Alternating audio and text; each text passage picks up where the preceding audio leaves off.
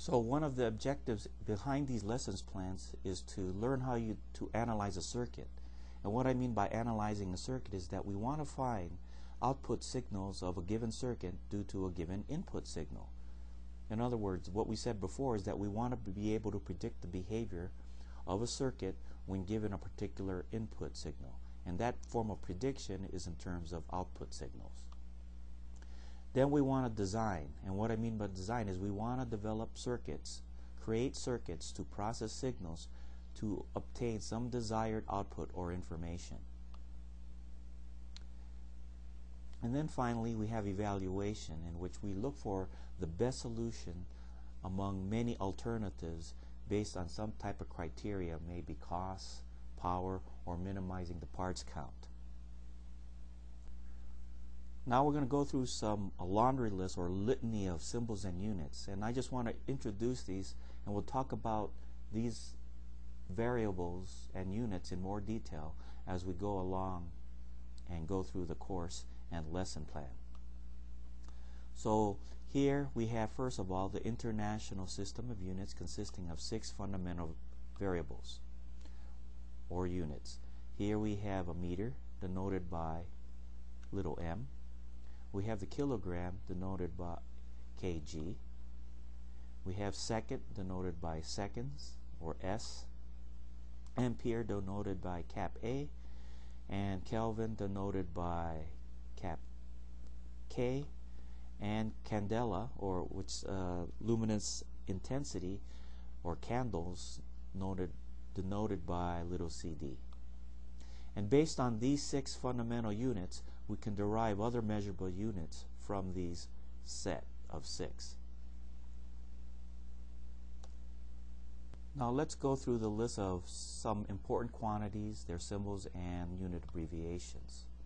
So what I have here is quantity, symbol, unit, and unit abbreviations as titles to these columns. And I'll talk some of the important quantities associated with electrical engineering. One is time. We talked about this before. Its symbol is T, the unit are seconds, and the unit abbreviation is S. Next, we talked about frequency, symbolized by little f. Its unit is hertz, and the unit abbreviation is Hz, shown here. Then we have radian frequency, denoted by this Greek symbol omega. Its unit is radians per second, and its abbreviation is rads per second, or rads per s. Phase angle, denoted either by theta or phi. These are Greek symbols again, and its units are degrees or radians. Here we have the usual or familiar degree sign and rads. Then we have energy, denoted by little w. It's represented by the unit joules, and its unit abbreviation is cap J. Related to energy, which is watts, or denoted by a symbol P, and that's noted as watts, but that's really joules per second, and we'll talk about that later. And it's denoted with its unit abbreviation as cap W. Then we have charge, symbolized by Q, and its unit is coulomb, denoted with cap C. So let's continue our discussion with some more important quantities, their symbols and unit abbreviation. And a very important quantity that we're dealing with is current. It's symbolized by little I. Its unit is amperes, and its unit abbreviation is cap A. Then we have electric field, symbolized by a script E. Its unit is volts per meter, or V over little m.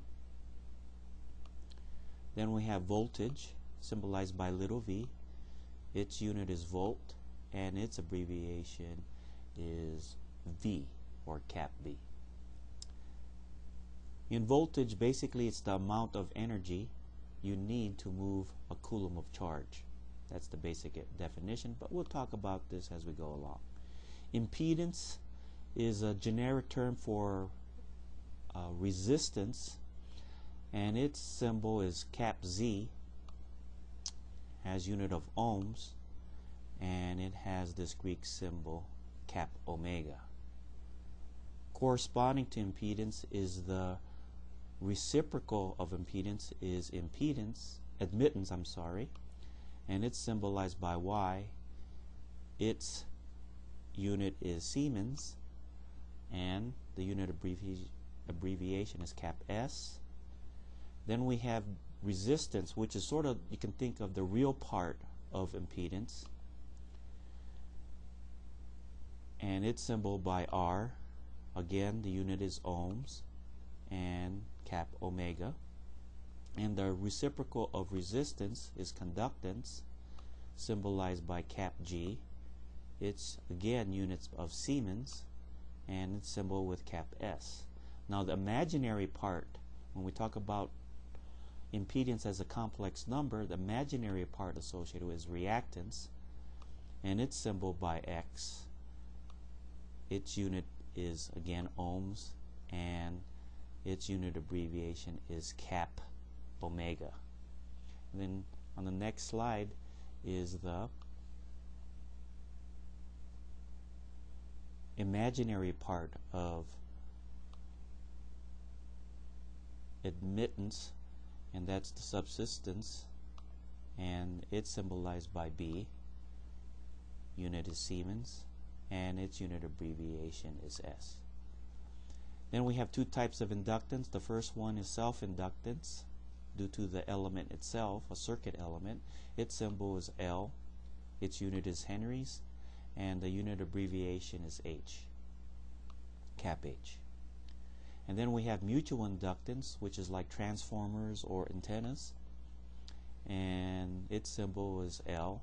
Again, its unit is henries, and the unit abbreviation is H, cap H. Then we have another important element, as well as the inductance as another important element in any circuit, is capacitance, which basically stores electrical energy, and inductance basically stores magnetic energy. And capacitance is symbolized by the letter cap C.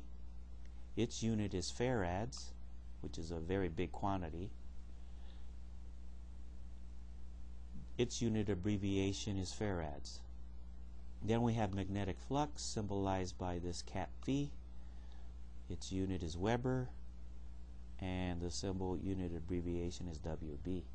Now we're not going to talk about this too much, but you'll see this in the electromagnetic courses. Then we have flux linkages, symbolized by little lambda, which stands for Weber turns, and WP-T. And then finally we have power ratio, symbolized by cap P. Its unit is Bell, and the unit abbreviation is cap B. So those are of the some important quantities, the symbols, and the unit abbreviation. Now let's talk about some standard decimal prefixes. We'll start off with the column multiplier, then the next column is prefix, and then the unit abbreviation. 10 to the 18th, very large number. Its prefix is exa, and its unit abbreviation is cap E. 10 to the 15th is peta, denoted with cap P. 10 to the 12th is tera. We're beginning to see terabyte drives now. That's denoted as cap T. 10 to the 9th is giga, and that's denoted by cap G.